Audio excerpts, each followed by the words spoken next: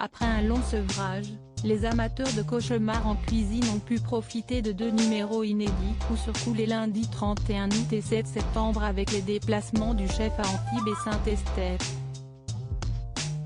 En moyenne, ces 2 rendez-vous ont réuni 2,77 millions de Français et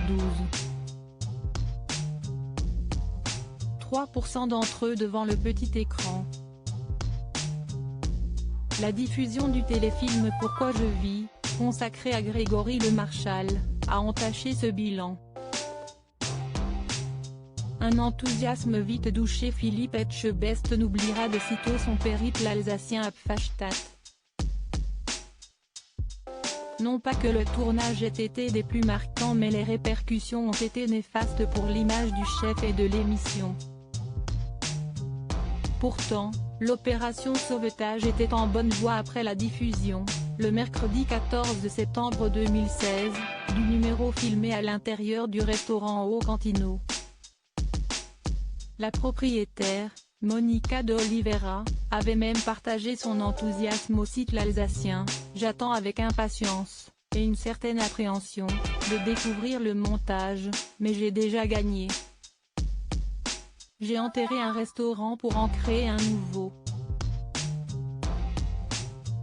Sur le court terme, la restauratrice, qui affichait un ton autoritaire, à la limite de l'hystérie, nourrissait de réels espoirs de reconquête avec un chiffre d'affaires reparti à la hausse. Dans la déclinaison, que sont-ils devenus? Une Monica transformée physiquement vantait les changements au sein de l'établissement. Des changements qui contrastaient avec les commentaires tout autant sévères sur les différents espaces de notation. Et pour cause, en réalité, Monica n'est jamais parvenue à redresser le Au Cantino et s'est résolue à vendre son établissement, qui s'est effacé au profit du restaurant Le Sinatra, très apprécié des amateurs de viande.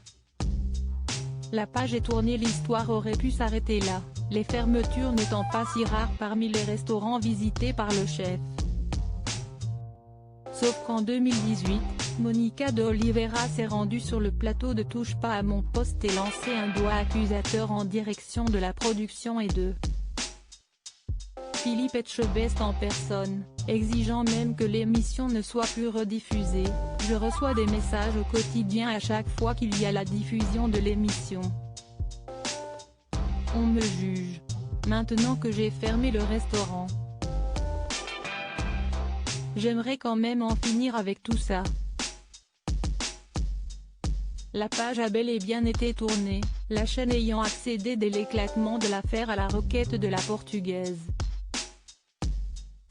Si Cauchemar en cuisine est en pause pour l'heure sur M6 avec le coup d'envoi de L'amour est dans le pré, le programme phare est rediffusé de temps à autre sur la grille de Téva, comme cela a été le cas ce 10 septembre en prime time.